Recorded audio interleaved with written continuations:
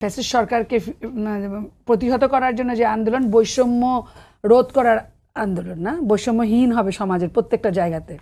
তো সেই জায়গাটাতে যদি শুরু দেখেন, তাহলে পরে এই আন্দোলনের তো দরকারই ছিল না যদি আপনি সমতার কথা বলতে না পারেন।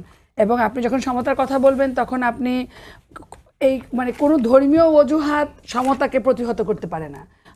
ধর্মের জায়গায়, চর্চার জায়গায়, আর হচ্ছে গিয়ে সম্পত্তিতে শ্রমিক হিসাবে যিনি যৌনকর্মী আছেন তাকে শ্রমিক হিসেবে স্বীকৃতি দেওয়া, সম্পত্তিতে উত্তরাধিকার আইনের পরিবর্তন করা। যে সময়ে ধর্মের আবিষ্কার, যে সময় ধর্মের যে জায়গাটা ছিল সেটা তো এক সময় ছিল, সেটা থাকবে, কিন্তু বলা হয়েছে যে এখন আমরা সমতার জায়গাগুলো যাই। আর এইটা এমন না যে এই সংস্কার কমিটিতে যে 10 জন আমরা ছিলাম তাদের বক্তব্য।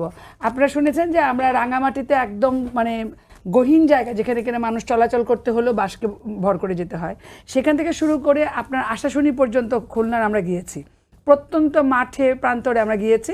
সেখান থেকে তারা যা যা দিয়েছে আমরা শুধু সংযুক্ত করেছি।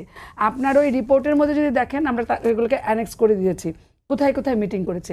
এটা কিন্তু মানুষের চাওয়া, এটা কিন্তু সংস্কার কমিটির 10 জন বসে তৈরি করেনি, এটা মাঠ পর্যায়ের মানুষ চেয়েছে। ইভেন আমাদের যখন রিপোর্ট হয়েছে, আমরা এই রিপোর্টটা কোনো ধরনের কোনো ডোনারকে কেন্দ্র করে করি নাই, একদম মাঠের মানুষ, মাঠের নারী এবং পুরুষরা। আমরা খুলনা যখন মিটিং করেছি, ডিসি সাহেবও তখন ওখানে ছিলেন, তো তখন কিন্তু পুরুষরা বলেছে যে আমার 2টা মেয়ে আমার সম্পত্তি আমার ভাইয়ের ছেলেরা নিয়ে যাবে। এটা কিন্তু একজন বাবা আক্ষেপ করে বলেছেন। সেখানে আমি শুভ্রা চক্রবর্তীর নাম বলতে চাই। শুভ্রা আমাকে পরেও লিখেছেন যে আপনারা কি করলেন। ওরা বলছে যে আপা আমরা একই মায়ের জরায়ু থেকে বেরোই, তারপরে আমরা সম্পত্তিতে কোন রকম অধিকার পাই না।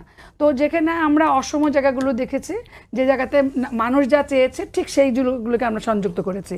এখানে কোনো রাজনীতিকে, কোনো ধর্মকে, চর্চাকে, কোনো কিছুকে কেন্দ্র করে করা হয়নি। কেউ মানবে কি মানবে না বড় ইস্যু না।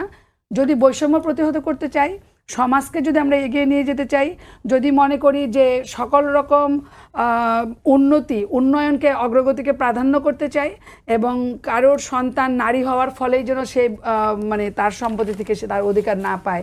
এবং এই আপনি যদি দেখেন সম্পত্তির জায়গাতে মাত্র 46% হচ্ছে নারীর দখলে আছে, 96-এর উপরে হচ্ছে পুরুষের দখলে আছে।